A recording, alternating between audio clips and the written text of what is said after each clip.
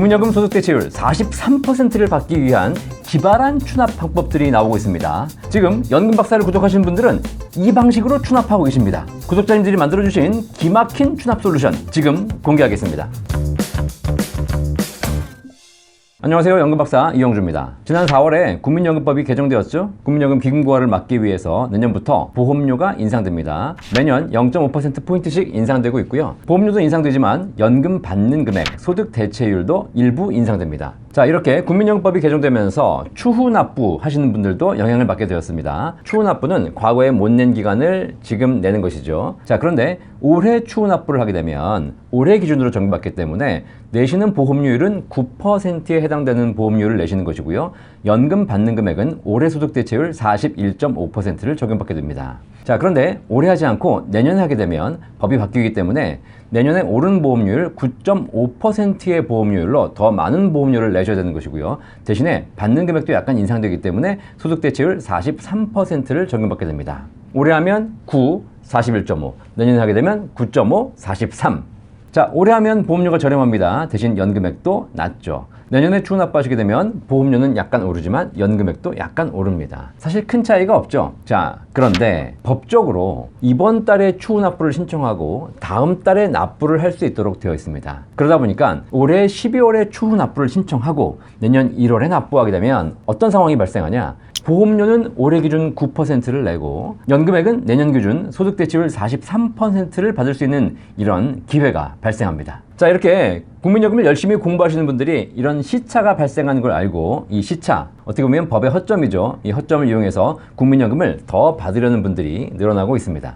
올해 12월에 신청하고 내년 1월에 납부함으로써 보험료는 저렴하게 9%를 내고 받는 연금액은 43%로 더 높여받겠다. 이런 것이 가능하죠. 자, 이거 편법 아닙니다. 적법입니다. 자, 하지만 이렇게 허점이 생기고 시차가 발생하다 보니까 이 허점을 막으려고 또다시 국회에서 법을 개정했습니다. 11월 13일 국회를 통과했고요. 공포가 되면 수정된 법안이 적용됩니다. 어떻게 바뀌었냐? 12월에 신청하고 1월에 납부하는 경우에 시차가 발생할 수 있으니 이걸 막자라고 해서 12월에 신청하고 1월에 납부하는 경우에도 보험료율 9%가 아니라 12월에 신청하는 순간 그냥 9.5%를 강제적으로 적용하겠다, 이렇게 법이 바뀌었습니다. 허점을 막아버린 것이죠. 따라서 12월에 신청하고 1월에 납부한다 하더라도 보험료율 9%, 소득 대체율 43%가 아니라 법이 바뀌기 때문에 보험료율 9.5%, 소득 대체율 43%가 적용돼서 결국은 12월에 신청하고 1월에 납부한 것에 대한 시차,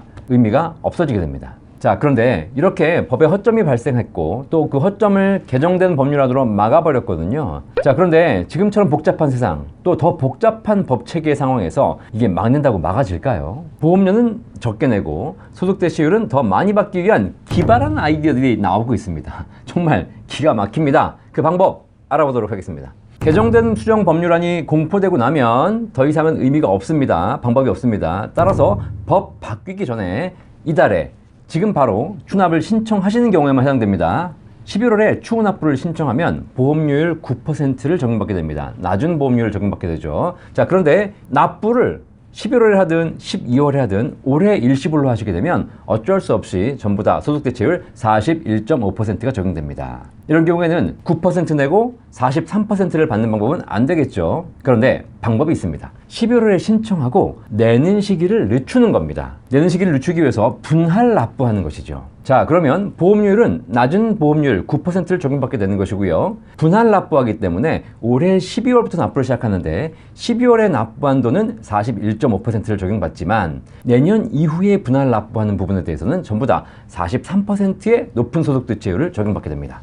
예를 한번 들어보겠습니다. 추후 납부 총 금액이 1,000만 원인데 이 1,000만 원을 10개월로 분할해서 12월부터 매달 100만 원씩 10회 나눠서 분할 납부해 보겠습니다. 자, 이렇게 되면 12월에 납부하는 100만 원은 올해 하시기 때문에 41.5% 적용됩니다. 하지만 내년 1월 이후에 분납하는 나머지 900만 원은 43%의 높은 소득 대체율 연금액을 적용받게 되는 것이죠.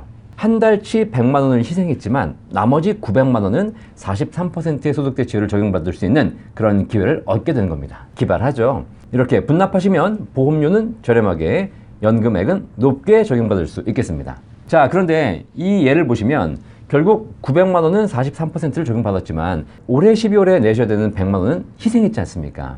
내년에 납부하는 900만 원에 대해서 43%를 적용받기 위해서 올해 100만 원 희생된 겁니다.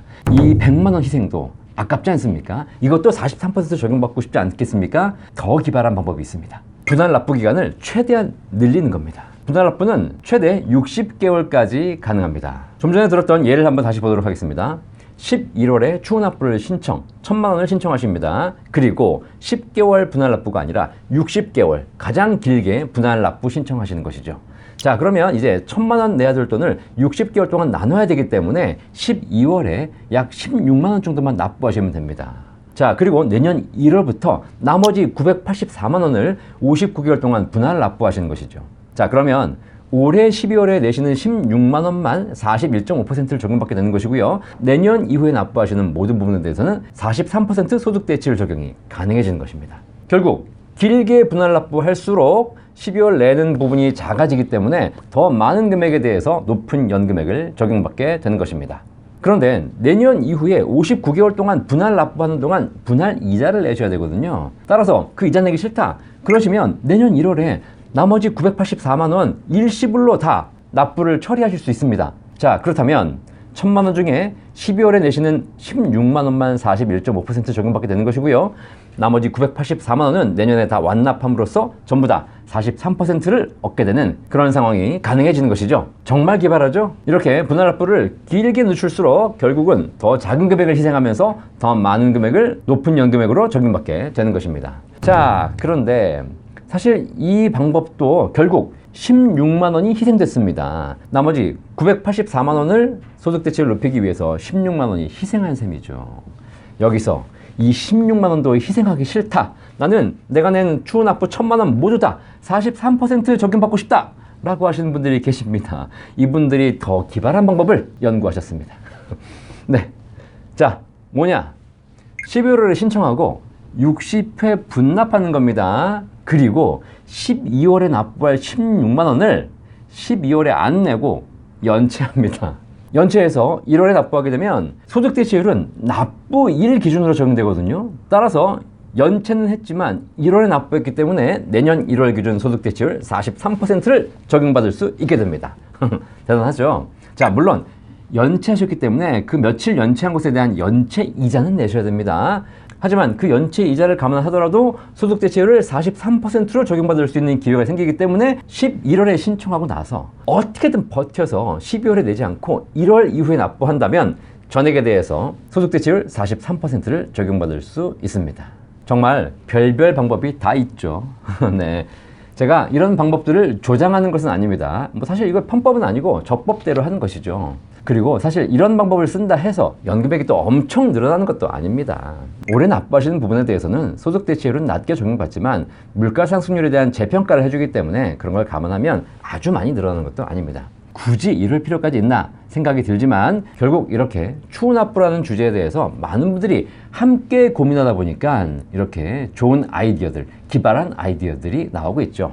집단 지성의 결과물이 아닌가 생각됩니다. 국가가 아무리 법을 개정해도 더 기발한 아이디어들을 내고 계십니다. 뛰는 놈 위에 나는 놈이 있고요. 나는 놈 위에 붙어 다니는 놈이 있습니다.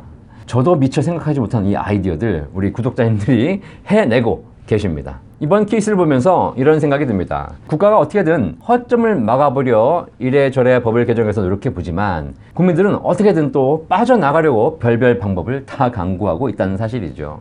부동산 정책도 마찬가지 아니겠습니까? 국가가 부동산 투기를 막으려고 강제 압박하고 있지만 잘 먹히지 않습니다. 어떻게든 또 피해 나가서 투자하려고 별별 방법을 다 강구하고 계시죠. 네. 어차피 완벽한 제도는 없는 것 같습니다. 그렇다면 뭘 더 막으려 하지 말고 그냥 알아서 국민들에게 맡기는 것, 알아서 시장에 맡기는 것이 더 현명하지 않을까라는 생각을 해봅니다. 이번에 추후 납부 허점이 발생한 것 때문에 이렇게 해프닝이 벌어지고 있습니다. 하지만 이 덕분에 추후 납부에 대한 관심이 많아져서 더 많은 분들이 국민연금을 납부하고 계신다는 사실입니다. 이렇게 많은 분들이 추후 납부하시고 국민연금을 많이 내셔서 연금을 준비를 잘 하시면 그분들의 노후가 더 안정되고 국가의 노후 빈곤율이 더 줄어드는 것 아니겠습니까? 어쨌든 이 영상을 보셨다면 여러분 이제 며칠 안 남았습니다. 법 개정되기 전에 추납부 꼭 신청하셔서 여러분의 국민연금을 더 많이 늘리시기를 바라겠습니다. 여러분이 연금을 많이 준비해서 그걸 잘 써주고 가신다면 그거 자체가 여러분도 행복하지만 여러분 가정도 행복하고 우리 사회가 더 행복해지는 길이 되겠습니다. 연금은 다다익선, 많이 준비하면 준비할수록 여러분과 국가가 더 좋아지게 됩니다. 이 방송 도움 되셨죠? 구독과 좋아요 꼭 눌러주시는 것이 앞으로 여러분의 노후를 더 행복하고 여유롭게 만드는 방법이 될 겁니다. 연금박사 이영주였습니다. 감사합니다.